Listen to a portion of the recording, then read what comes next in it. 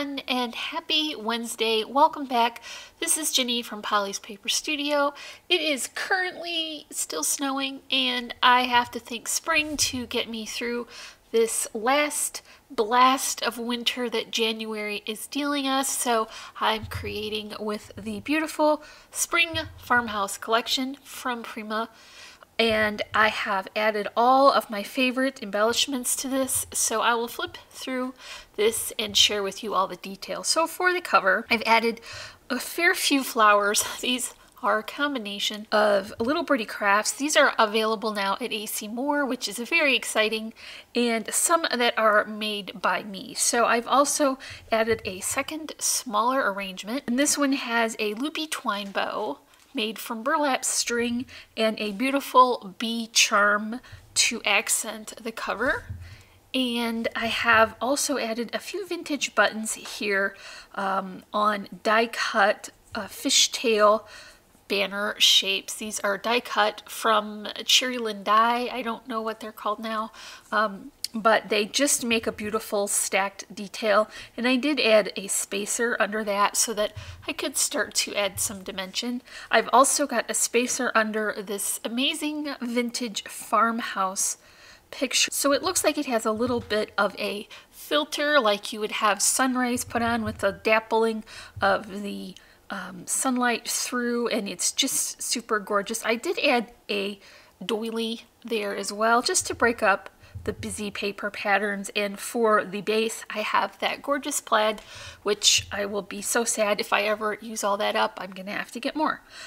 Okay, so on the spine I've added a couple of acrylic moon charms here on more of that twine, and then a ribbon bow. This is pink taffeta from Really Reasonable Ribbon, and another vintage button. On the side here you can see how bulky it is. I've added a lot to this little book, so it is very chunky. And I've got it just tied with the pink taffeta ribbon on the side. So the first set of pages, I have a gusseted pocket, which adds a little bit of extra room in case you want to add additional mementos or something a little more bulky to the pocket, and it just features that beautiful foiling that is so nice in this collection. It's just really subtle and thoughtful, and I love it. So I've made a long thin tag to fit in this pocket, and I've added a pink clip here so that things can be added without being glued down. So that just fits snugly right into that first pocket. And then this page has a fun interactive flap that's tied with some coordinating baker's twine, and that just lifts open to reveal another section that is like the pull-out tag, so it has a nice consistent look. And then under here you have room for your pictures. So I'll just close that up and flip to the next page. So I did create a tutorial on how to make the base of this book, and I will link that in the description if you want to check that out. This was actually the spare one I made while making the video, and then I covered it with this collection. The first one is covered with the By the Sea from Graphic 45. Now, I do like tip ends, of course you all know that, because I really want to be able to use the larger images without cutting into them.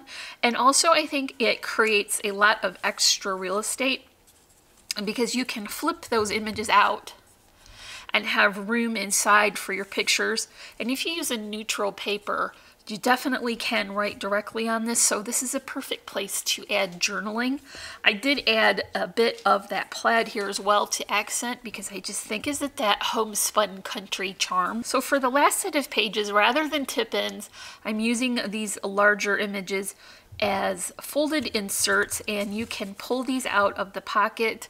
They have the coordinating pattern paper inside, and then they just tuck into these sweet little plaid pockets. There is room if you want to add mementos or something like that. So rather than having the spacers between the image and the insert like I did on the previous page with the tip-in, I left all of the bulk to having full-size tip ins here. So these full pages open up. Look at all that extra room inside this mini for extra large pictures.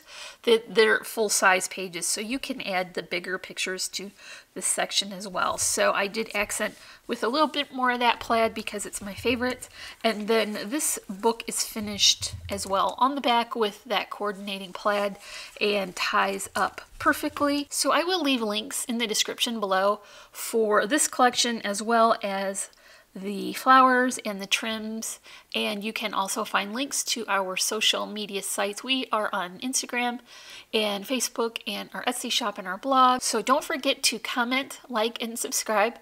And as always, I'm wishing you a happy and productive day, and I thank you so much for watching. Bye!